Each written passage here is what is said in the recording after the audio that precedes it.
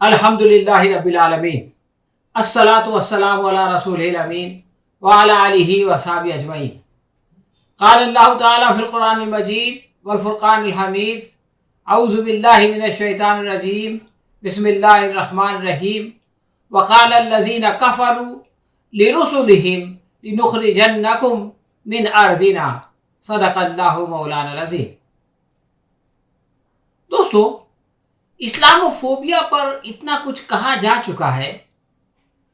इस सीरीज में जो आप लोग चला रहे हैं हिदाया टीवी के तहत, कि अब मज़ीद कुछ कहने के लिए रहा नहीं। इस पर लुग़वी, साइंसी, समाजी, तालीमी, दावती, माशी और सियासी जहतों से गुफ्तगू हो चुकी है। इसलिए अब कुछ नया कहने के लिए बचा नहीं है। इंसान का मसला ये है कि वो कुछ नया सुनना चाहता है।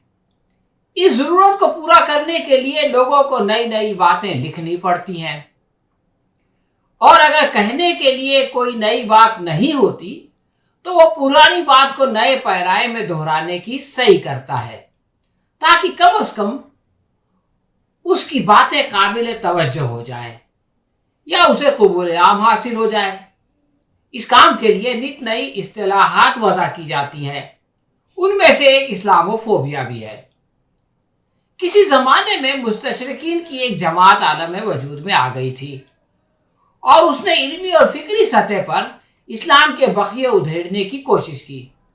मुस्तशरिकीन का मुखातिब मुसलमान साहिब इल्म अफराद थे और वो उनको अपना हमनवा बनाकर उनके ज़रिए इस्लाम की बैकनी करना चाहते थे। इब्तिदा में तो उन्हें जुज़वी कामयाबी मिली, मगर फिर दुनिया भर के मुसलमान मुस्लिहीन ने इस सैलाब को रोक दिया। इस्लाम पसंद दानिशरों ने उसका ऐसा मुंह तोड़ जवाब दिया कि मुखालिफीन इस्लाम के पेश करदा नज़रियात मशकूक हो गए और इस्लाम की हक़ानियत अपना लोहा मनवाने लगी। फिक्री महाज पर नाकामी के बाद लामहाला अमली मैदान रह जाता है, जिसमें अपने लोगों को बचाने की फिक्र लाहक हो जाती है। अपने हम नवाओं को इस्लाम और मुसलमानों से दूर रखने के लिए शुकूक व शुबहात, खौफ व खतरात और नफरत व इनाद का सहारा लेना पड़ता है। इस फितने का नाम फी ज़माना इस्लामोफोबिया है, जिसमें अमली पहलू गालिब है। इसलिए जा वजह तशद्दुद व ताज़ीब के सानियात रूनुमा होते नजर आते हैं। जिस मगरिब ने ये खेल शुरू किया, उसी ने इसका एक नया नाम दे दिया और हमें ऐसा लगने लगा कि गोया ये कोई नई चीज़ है। हम लोग इसका मतलब क्या है क्या नहीं है, ये इस्लाम के ख़िलाफ़ है या मुसलमानों के ख़िलाफ़ है, सियासी है, माशी है, वग़ैरह वग़ैरह की बहस में फंस गए। हालांकि अल्लामा इकबाल ने कहा था, अल्फाज के पेचों में उलझते नहीं दाना, गव्वास को मतलब है सदफ से कि गोहर से। मुझे तो ऐसा लगता है कि ये इस्तिलाह गोहर नहीं बल्कि सदफ है, जिसके रंग व रोगन में हम उलझे हुए हैं। बातिल का एक मसला ये भी है कि वो अपने नज़रियात को निहायत खुशनुमा मुलम्मा चढ़ाकर पेश करता है, लेकिन बहुत जल्द उसकी कलई खुलने लगती है। लोग उसके झांसे से निकलने लगते हैं। इसीलिए पुराने खिलाड़ियों को इस्लामोफोबिया जैसा कोई नया जाल लाना पड़ता है। ये बात बहुत हद तक दुरुस्त है कि आप लोग अपनी लाइल्मी या नादानी के सबब इस जाल में फंस जाते हैं, लेकिन ये सोचना नादानी है कि इस्लाम के अदम मालूमात इस फितने की ईजाद का बुनियादी सबब है। ये काम बहुत सोच समझ कर किया गया है। इसमें शक नहीं कि इस नए सदफ का गौहर बहुत पुराना है। इसकी बाबत अल्लामा इकबाल फरमाते हैं, सतीज़ा कार रहा है अज़ल से ताइमरोज़, सतीज़ा कार रहा है इज़ल से तामरोज़, चराग़ मुस्तफ़वी से शरार बूलहबी। अब आप देखें कि एक शख्स मौलाना रूम की खिदमत में हाजिर होकर 5 सवाल करता है। जहर किसे कहते हैं, खौफ क्या शय है, हसद की हकीकत क्या है, गुस्सा किस बला का नाम है और नफरत क्या होती है। ये 13वीं सदी के सवालात हैं کیونکہ مولانا روم کی پیدائش 1207 عیسوی میں ہوئی تھی، یعنی 800 سال قبل بھی یہی مسئلہ درپیش تھا۔ فرق یہ ہے کہ ہم لوگ کم سوچتے ہیں یا وہیں تک سوچتے ہیں جہاں تک مغربی مفکرین جاتے ہیں، اس لیے خوف و خطر سے آگے نہیں بڑھ پاتے۔ اس کے برعکس اس سائل نے غور و فکر کرنے کے بعد خوف و نفرت کے ساتھ ان کی وجوہات یعنی زہر، حسد اور غصہ وغیرہ پر بھی استفسار کیا۔ مولانا روم کے جوابات پر آگے گفتگو کریں گے، لیکن پہلے سیرت پاک صلی اللہ علیہ وسلم پر ایک نگاہ ڈالیں۔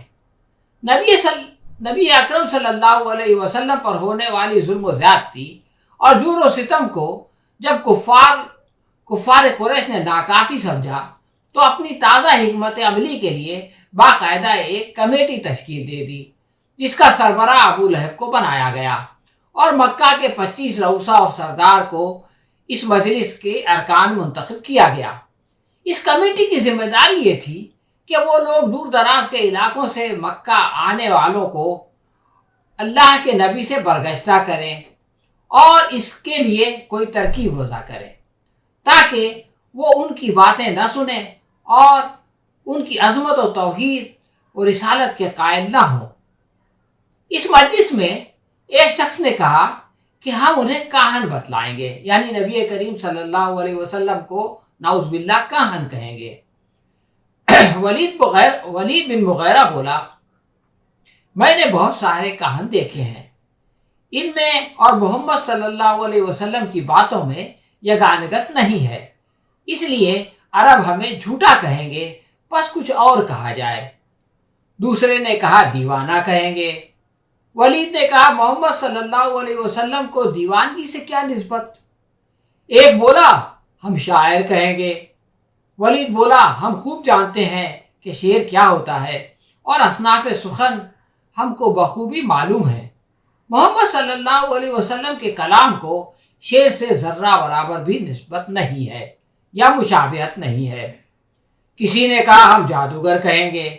ولید نے کہا محمد صلی اللہ علیہ وسلم جس طہارت اور نفاست اور لطافت سے رہتے ہیں وہ ساحروں اور جادوگروں میں کہاں ہوتی ہے؟ سب نے عاجز و قاصر ہو کر کہا چچا آپ ہی بتائیں کہ کیا کہا جائے۔ ولید نے کہا کہنے کے لیے بس ایک بات ہے کہ اس کے کلام میں کچھ ایسا اثر ہے کہ جس سے باپ بیٹے، بھائی بھائی اور میاں بیوی میں جدائی ہو جاتی ہے۔ اب دیکھیے یہ ڈر ڈالنے والی بات ہے، لوگوں کو اس بات سے ڈرانے والی بات کہ اگر تم نے نبی کریم صلی اللہ علیہ وسلم کی بات مان لی تو باپ بیٹے میں جھگڑا ہو جائے گا، بھائی بھائی ایک دوسرے سے برسر پیکار ہو جائیں گے اور میاں بیوی میں جدائی ہو جائے گی۔ تو اس طرح اپنے مخاطب کے دل میں ایک ڈر ڈال کے اس کو کسی سے برگشتہ کرنے کا کام آج سے 1300 سال پہلے بھی ہو رہا تھا اور آج بھی ہو رہا ہے۔ اور مغیرہ نے کہا اس لیے اس کی باتوں کو سننے سے بچنے کی ترغیب دی جائے گی اور پرہیز کرنے کے لیے کہا جائے گا، اور یہ تجویز منظور ہو گئی۔ ہندوستان کے موجودہ تناظر میں اس روایت میں یہ بڑھا دیا گیا ہے کہ ان کی وجہ سے بھارت ماتا کے 2 ٹکڑے ہو گئے تھے، ملک تقسیم ہو گیا تھا، اس لیے ملک کی دوسری تقسیم سے بچانے کے لیے ان کو قابو میں رکھا جائے۔ یہ لوگ گو ماتا کو کھا جاتے ہیں، اس لیے ان سے نفرت کی جائے۔ ان لوگوں نے ماضی میں مظالم ڈھائے ہیں، اس لیے ان سے انتقام لیا جائے۔ یہ قومی دین اور تہذیب و تمدن کے دشمن ہیں، اس لیے ان سے دور رہا جائے۔ ان کی وفاداریاں بیرون ملک دشمن طاقتوں سے ہے، اس لیے ان سے دشمنی کی جائے۔ یہ سب خوف پیدا کرنے کے حربے ہیں جن کا حقیقت سے کوئی واسطہ نہیں ہے۔ محمد صلی اللہ علیہ وسلم باپ بیٹے، بھائی بھائی اور میاں بیوی میں جدائی نہیں ڈال رہے تھے، بلکہ قبائلی اور دیگر عصبیتوں کو ختم فرما کر ساری انسانیت کو ایک دوسرے سے جوڑ رہے تھے، لیکن اپنی چودراہٹ کو بچانے کے لیے اس قسم کا خوف پیدا کرنا ان دشمنان اسلام کی ضرورت تھی، اور یہی ضرورت آج کل اسلام و فوبیا پھیلانے والوں کی ہے۔ ان دونوں میں بنیادی نوعیت کا فرق نہیں ہے، اس لیے اسلام و فوبیا کسی نئی چڑیا کا نام نہیں ہے۔ اس حکمت عملی سے وہ معاشرہ کس طرح متاثر ہو رہا تھا، اس کا نمونہ گٹھری والی بڑھیا کے واقعے میں ملتا ہے۔ ان ایام میں ایک بوڑھی عورت نے مکے کے بازار سے سودا سلف خریدا۔ گٹھری بوجھل ہو گئی تو اس کا اٹھانا دشوار ہو گیا۔ آپ صلی اللہ علیہ وسلم نے پوچھا، اماں جی کدھر کا ارادہ ہے؟ لائیے گٹھری میں اٹھا لیتا ہوں۔ وہ راستے میں محمد صلی اللہ علیہ وسلم سے متعلق وہی سب کہتی رہی جو اس نے سن رکھا تھا، اور بچ کے رہنے کی نصیحت کرتی رہی۔ اس کے باوجود آپ صلی اللہ علیہ وسلم نے نہایت سعادت مندی کے ساتھ بوجھل گٹھری سر پر لے کر اس کے ساتھ چلتے رہے۔ اس کی کٹیا تک پہنچنے کے بعد واپسی پر بڑھیا دعا دے کر بولی، بچے تم بہت نیکخو ہو، مگر مجھے خوف ہے کہ کہیں اس جادوگر کے پھندے میں نہ پھنس جاؤ جو مکہ کے کوچہ و بازار میں پھرتا رہتا ہے، لہٰذا میں تمہیں نصیحت کرتی ہوں کہ اس سے بچ کر رہنا۔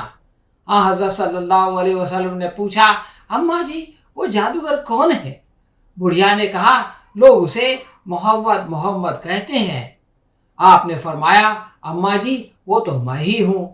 بوڑھی حیرت زدہ ہو گئی، جہاں دیدہ تھی، کہنے لگی، تمہاری طرح کا انسان جادوگر نہیں ہو سکتا، اور کلمہ شہادت پڑھ کر مسلمان ہو گئی۔ کورونا کے دوران مسلمانوں کو بدنام کرنے کی خوب کوشش کی گئی، اور اسلام و فوبیا کے ماروں نے کورونا جہاد کی اصطلاح اچھال دی۔ مسلمانوں نے مہاجر مزدوروں کی ایسی مدد کی کہ نقشہ بدل گیا۔ خود روزے دار تھے لیکن ان کو کھانا کھلاتے تھے، خود پیاسے رہتے تھے مگر ان کو پانی پلاتے تھے۔ تو اس طرح سے ان کی جو سازش تھی مسلمانوں کے خلاف نفرت پیدا کرنے کی اور مسلمانوں سے غیر مسلمین کو دور کرنے کی، وہ جو ہے وہ چوپٹ ہو گئی۔ اسلام و فوبیا کے مقابلے کی یہ ایک شکل ہے، لیکن ہمیں یہ یاد رکھنا چاہیے کہ یہ واحد شکل نہیں ہے۔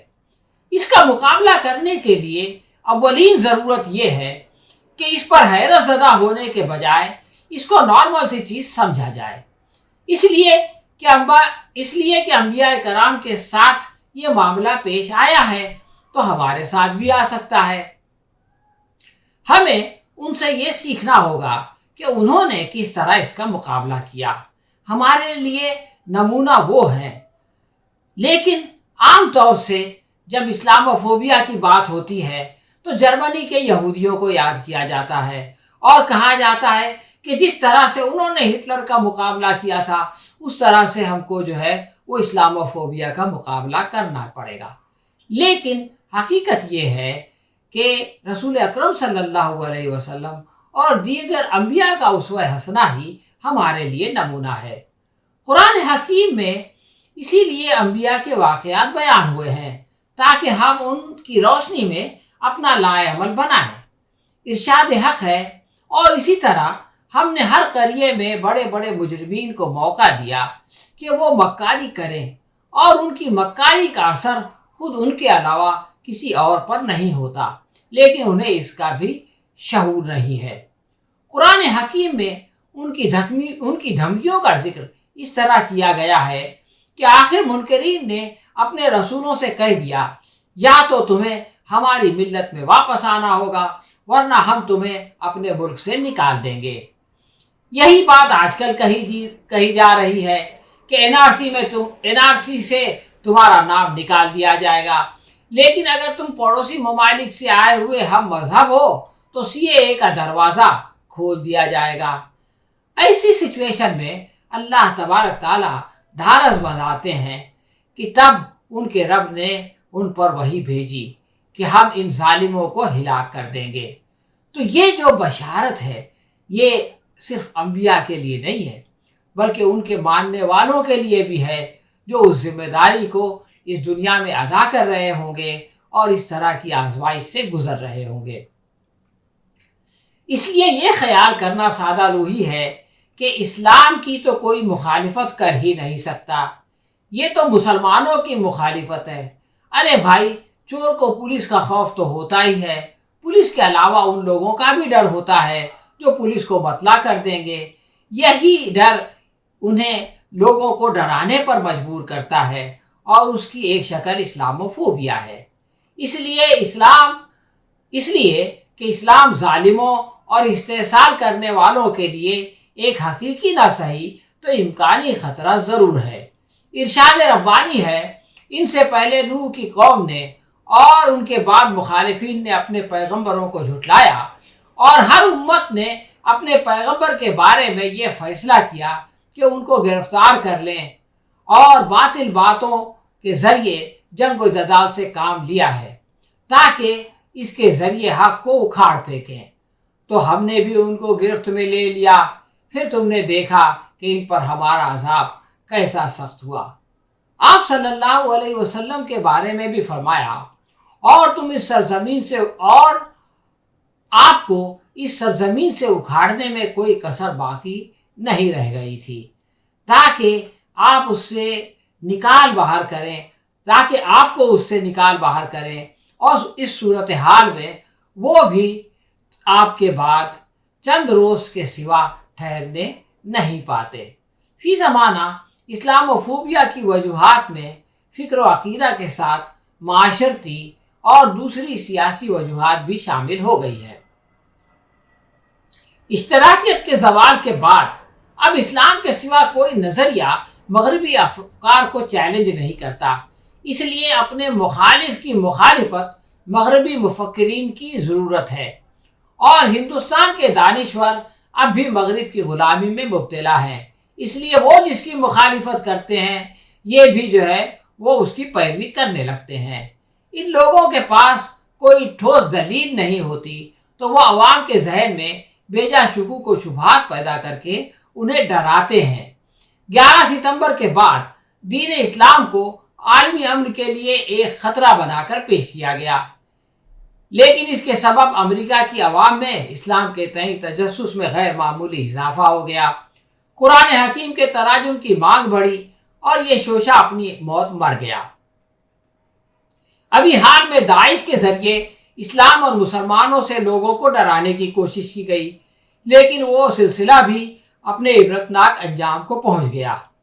کل تک جس طالبان کو دنیا کا سب سے بڑا دہشت گرد بنا کر پیش کیا جاتا تھا اور عدم برداشت کا دوسرا نام طالبانی رکھ دیا گیا تھا، آج وہ امن کے پیغامبر بن گئے ہیں۔ خود امریکہ نے ان سے مذاکرات شروع کر دیے ہیں، اور وہ تقریباً مکمل ہو گئے ہیں، اپنے آخری مراحل میں ہیں۔ جمہوری نظام کا ایک مسئلہ یہ ہے کہ اس میں سربراہ مملکت خود کو ہیرو ثابت کرنے کے لیے کسی ویلن کو ڈھونڈتا ہے، یعنی جس کسی کو انتخاب جیتنا ہوتا ہے اس کو کسی ویلن کی ضرورت پیش آ جاتی ہے۔ اس لیے ہر انتخاب سے قبل امریکہ مشرقی وسطی کے کسی ممالک پر حملہ کرتا رہا ہے۔ اسرائیل کو اچانک غزہ پر بمباری کی ضرورت پیش آ جاتی ہے۔ ہندوستان نے بھی بالاکوٹ پر سرجیکل اسٹرائیک کر کے اس جمہوری روایات کو آگے بڑھانے میں اپنا اہم کردار ادا کر دیا ہے۔ ان میں سے ایک عظیم ترین، دوسری ذہین ترین اور تیسری وسیع ترین جمہوریت ہونے کا شرف رکھتی ہے۔ جمہوریت کی ایک ہمسات فسطائیت بھی ہے، جس کو حسب ضرورت میدان میں لایا جاتا ہے۔ فسطائیت میں کسی کمزور اقلیت کو سارے مسائل کا ذمہ دار قرار دے کر ڈیمونائز کیا جاتا ہے اور اس کے ذریعے لوگوں کو ڈرایا جاتا ہے۔ خود کو اس کا نام و نشان مٹانے والا محسن اعظم بنا کر پیش کیا جاتا ہے۔ کانگریس اور اندرا جی نے اس ضرورت کو پورا کرنے کے لیے سکھوفوبیا کا استعمال کیا، یعنی خالصتان سے لوگوں کو ڈرایا۔ سنگھ پریوار اور مودی جی اس کے خاطر اسلاموفوبیا کا استعمال کرتے ہیں۔ یہ ان لوگوں کو اقتدار میں رہنے کے لیے انتخابی مجبوری کے طور پر استعمال ہوتی ہے۔ بدقسمتی سے اس کی قیمت مسلمان چکا رہے ہیں۔ ان لوگوں کو جب تک اسلام کے خلاف زہر پھیلانے سے ووٹ ملتے رہیں گے، یہ اپنی مذموم حرکت جاری رکھیں گے۔ اس لیے اس تعلق کو توڑنا پڑے گا۔ جب اس مسئلے پر ووٹ ملنا بند ہو جائیں گے تو یہ لوگ از خود باز آ جائیں گے۔ رائے عامہ کو بدلنے کا کام امت کو کرنا ہوگا، اس لیے کہ وہ اس کی سزا بھگت رہے ہیں یا قیمت چکا رہے ہیں۔ ٹرمپ کو لگتا تھا کہ سیاہ فاموں کی مخالفت سے وہ اقتدار میں پھر سے آ جائے گا۔ ایسا نہیں ہوا۔ اب توقع ہے کہ اگلا ریپبلکن امیدوار اس سے پرہیز کرے گا۔ 2014 میں مودی جی کو اس کی ضرورت نہیں تھی، اس لیے سب کا ساتھ سب کا وکاس والا نعرہ لگایا گیا۔ 2019 میں رافیل کے سبب جب یہ ناگزیر ہو گیا تو سرجیکل اسٹرائیک کی ضرورت پیش آئی، اور اس کے بعد 3 طلاق، دفعہ 370، رام مندر، NRC، CAA وغیرہ اچانک اہم ہو گئے۔ کورونا کی وبا کے دوران اپنی ناکامی کو چھپانے اور مہاجر مزدوروں کے عدم اعتماد کی جانب سے توجہ ہٹانے کے لیے کورونا جہاد نامی اسلاموفوبیا کی مدد سے اپنی ساکھ بچانے کی کوشش سرکار نے کی اور اس کے لیے ذرائع ابلاغ کو اپنا اعلی کار بنایا۔ ان سیاسی اسباب کے علاوہ معاشرتی وجہ یہ ہے کہ مختلف دینی تحریکات کے سبب مسلمانوں کے اندر دینی رجحان میں اضافہ ہوا ہے۔ اس کے اطمینان بخش ہونے پر کلام کیا جا سکتا ہے، لیکن یہ مثبت تبدیلی بہت واضح ہے۔ مسلمان اپنے تشخص کے ساتھ ہندوستان اور یورپ ہر جگہ وہ اپنے تشخص کو منوانے لگے ہیں۔ یہ معاملہ ایک ایسے وقت میں ہو رہا ہے جب دنیا بھر کے لوگ اپنے دین سے دور ہو رہے ہیں۔ ہندوستان کے اندر BJP کے اقتدار کے باوجود غیر مسلم خواص بلکہ عوام بھی تیزی کے ساتھ مغربی طرز زندگی اختیار کر رہے ہیں۔ یورپ میں ایک مادر پدر آزاد معاشرہ وجود میں آ چکا ہے۔ خاندانی نظام کے تار و پود پوری طرح سے بکھر چکے ہیں۔ مادہ پرستی نے حیوانیت کو بام عروج پر پہنچا دیا ہے۔ ایسے میں مسلمانوں کا دین رحمت کی آغوش میں پناہ لے کر اپنے آپ کو اس آفریت سے محفوظ کر لینا مغرب نوازوں کو کھلتا ہے۔ ان کے اندر عدم تحفظ کا احساس پیدا کرتا ہے۔ عالمی پیشوائی کے چھن جانے کا خوف پیدا ہوتا ہے۔ احساس برتری کے گھمنڈ میں مبتلا مغرب کے اندر اس کی وجہ سے حسد اور مایوسی جنم لیتی ہے، جو نفرت کا زہر بن کر پھوٹ پڑتی ہے، اور اس کا جدید نام اسلاموفوبیا ہے۔ اب آئیے مولانا روم کی طرف، ان سوالات کی طرف جن کا میں نے پہلے ذکر کیا تھا۔ سوال نمبر 1، زہر کسے کہتے ہیں؟ مولانا روم جواب دیتے ہیں کہ ہر وہ چیز جو ہماری ضرورت سے زیادہ ہو، یعنی ہر چیز جو ضرورت سے زیادہ ہو زہر بن جاتی ہے، خواہ وہ قوت و اقتدار ہو، انانیت ہو، دولت ہو، بھوک ہو، لالچ ہو، سستی یا کاہلی ہو، بلکہ وہ تو عزم و ہمت کو بھی اس میں شامل کرتے ہیں اور کہتے ہیں کہ نفرت بھی اگر بہت زیادہ ہو جائے تو وہ زہر بن جاتی ہے۔ آپ دیکھیں کہ ان میں سے کون سی شے ہے جو دشمنان اسلام کے اندر نہیں پائی جاتی، ہندوستان میں بھی اور یورپ میں بھی۔ سوال نمبر 2 یہ ہے کہ خوف کس شے کا نام ہے؟ اس کے جواب میں مولانا روم فرماتے ہیں، غیر متوقع صورتحال کو قبول نہ کرنے کا نام خوف ہے۔ یہ لوگ اس بات کی توقع کر رہے تھے کہ اسلام وہ ختم ہو جائے گا، ان کے اس حملے سے مٹ جائے گا، لیکن ایسا نہیں ہوا، بلکہ وہ اور زیادہ طاقتور بن کے ابھرا۔ تو یہ جو غیر متوقع صورتحال پیدا ہو گئی، اس کو یہ لوگ قبول کرنے کے لیے تیار نہیں ہے۔ مولانا روم کے مطابق اگر اس کو یہ لوگ قبول کر لیں تو یہ ایک مہم جوئی میں تبدیل ہو جائے گی، لیکن یہ وہ اس کو چونکہ قبول نہیں کرتے، اس لیے لعن طعن اور تشدد پر اتر آتے ہیں۔ مولانا روم سے تیسرا سوال یہ کیا گیا تھا کہ حسد کسے کہتے ہیں؟ آپ نے جواب دیا، دوسروں میں خیر و خوبی کو تسلیم نہ کرنے کا نام حسد ہے۔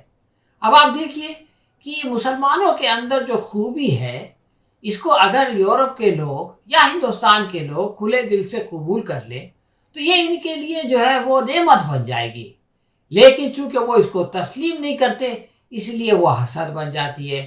حالانکہ اگر وہ اس کو قبول کر لیں تو یہ رشک اور کشف بن جائے گی اور حوصلہ افزائی بن کر ان کے اندر آگے بڑھنے کا جذبہ پیدا کرے گی، لیکن ان کی ہٹ دھرمی ان کے پاؤں کی زنجیر بنی ہوئی ہے۔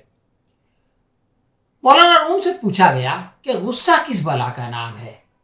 آپ نے جواب دیا، قابو سے باہر ہو جانے والے امر کے تسلیم نہ کرنے کا نام غصہ ہے۔